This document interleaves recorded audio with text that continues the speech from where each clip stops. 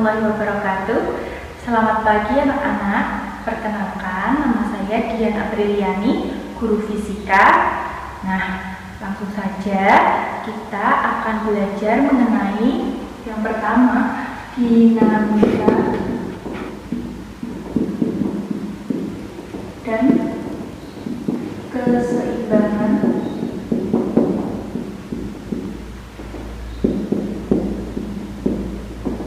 benda tegar.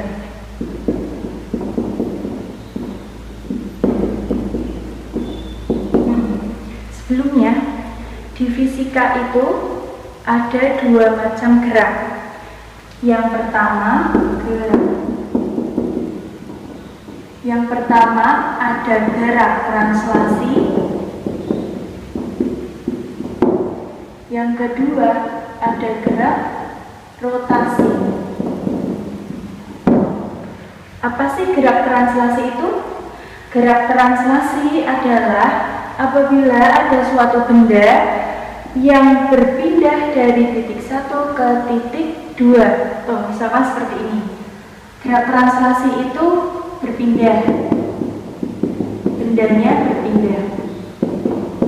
Misalkan ibu punya sebuah balon pada posisi A di atas lantai.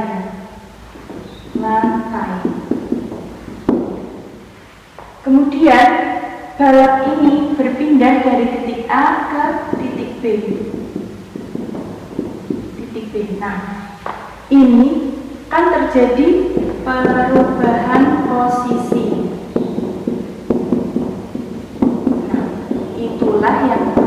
inilah yang disebut sebagai gerak translasi. Bendanya berpindah dari posisi A ke posisi B. Bagaimana benda ini bisa berpindah? Benda ini bisa berpindah karena adanya gaya, entah itu gaya dorongan ataupun gaya tarikan, gaya F. Selanjutnya gerak rotasi. Gerak rotasi itu gerak berputar. Misalkan ada sebuah batang, di sini porosnya poros, kemudian diberikan gaya di sini, maka batang ini akan bergerak memutar.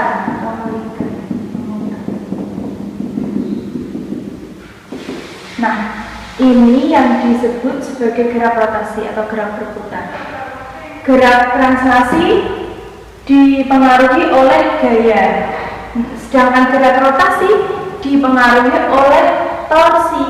Nah, apa sih torsi itu? Torsi atau momen gaya.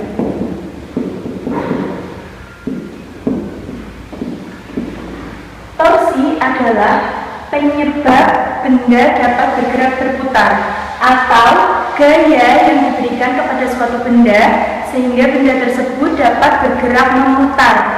Nah, rumusnya yaitu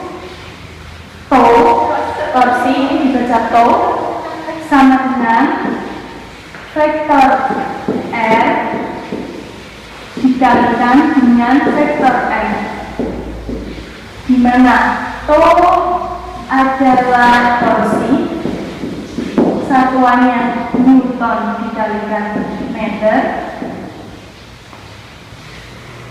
R adalah gaya, satuannya Newton, dan R adalah lengan gaya, satuannya meter. Jadi torsi adalah jumlah perkalian antara lengan gaya dengan gayanya itu sendiri. Perlu diperhatikan, untuk lengan gaya dan gayanya dapat dikalikan langsung apabila lengan gayanya itu tegak lurus dengan gaya itu sendiri. Apabila lengan gaya dan gayanya itu belum tegak lurus, maka tidak bisa langsung dikalikan. Nah, langsung ya, contohnya misalkan di sini ada sebuah batang, kemudian di sini poros, ibu kasih tanda A, porosnya pada titik A. Kemudian diberikan gaya yang pertama di sini kita tulis F1. Kemudian gaya yang kedua tengah, ibu tulis F2 terhadap sudut alfa.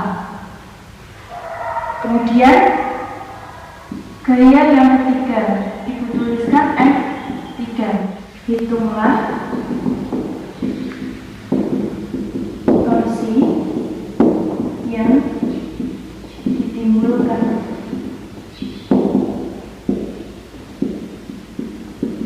Oleh semua gaya. Terhadap poros A.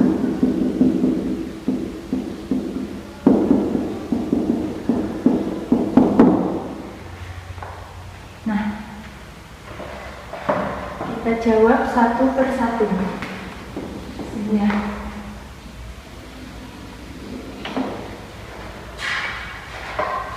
Untuk gaya 1, apabila kita beri gaya tepat pada porosnya, apakah benda ini dapat berputar? Tentu tidak ya anak-anak. Nah, coba kita masukkan ke rumusnya. Kita tuliskan gaya 1, to 1 terhadap poros A sama dengan F1 dikalikan dengan lengan gaya 1 L1. Mau menggunakan L ataupun R sama saja, terserah. Yang penting kalian paham bahwa itu adalah lengan gaya. Untuk mudahnya L1, karena gayanya ini diberikan tepat pada porosnya, maka L-nya, lengan gayanya tepat di porosnya. Jadinya L-nya sama dengan 0, sehingga torsinya sama dengan 0. Selanjutnya untuk gaya yang kedua, kita tuliskan to 2 terhadap poros A sama dengan. Nah, kita perhatikan dulu, coba kita lihat apakah gayanya ini dengan lengan gayanya sudah tegak lurus. Belum ya anak. Jadi kita tarik garis dulu. Coba kita tarik garis ke sumbu Y. Kita tulis F2Y. Gayanya ke sini, ke atas. Kemudian dari sumbu X-nya sini ya. Gayanya ke sini F2X. Nah, coba kita lihat.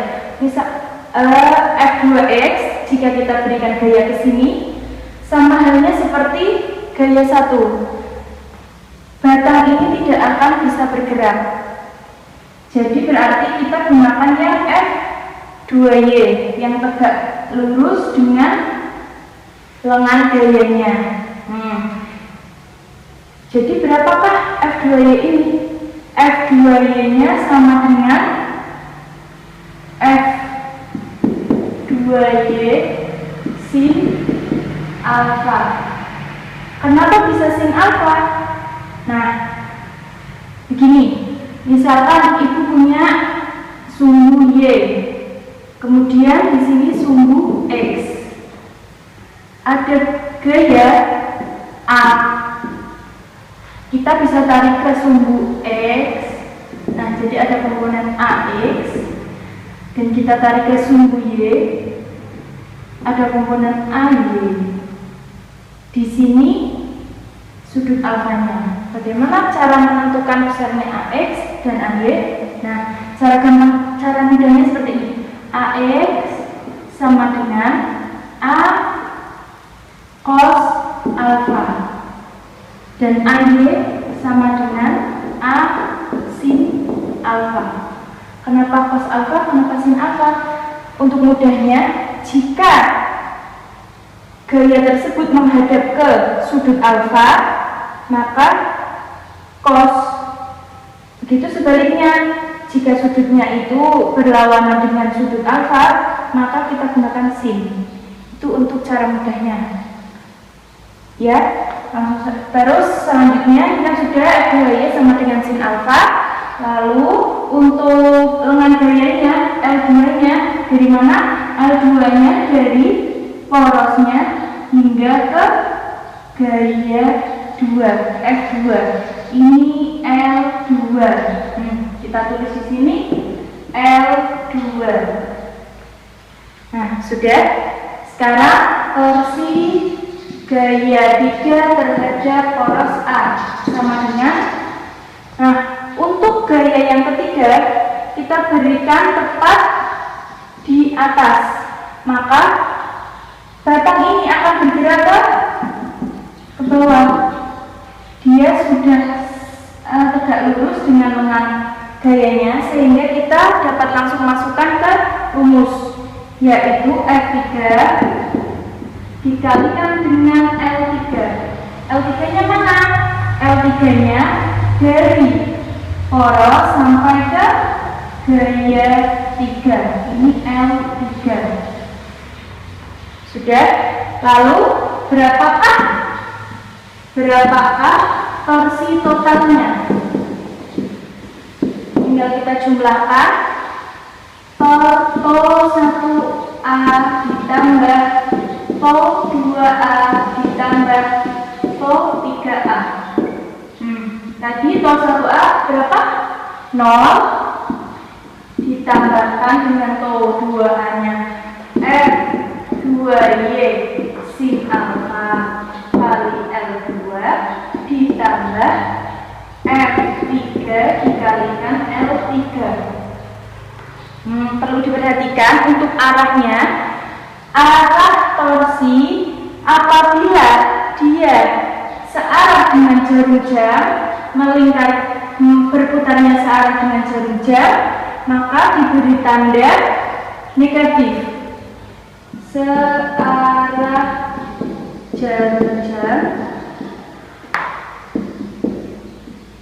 negatif. Berlawanan arah jarum jam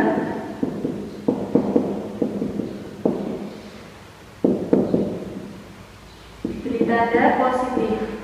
Sebenarnya untuk penggunaan tanda negatif atau positif terserah kalian, yang penting sama, konsisten. Nah, untuk mudahnya kita gunakan ini sesuai dengan prinsip gaya Lorentz kaidah tangan kanan. Nah, coba kita lihat untuk torsi 2A di sini diberi gaya ke sana, berarti dia arahnya akan ke memutar di sini.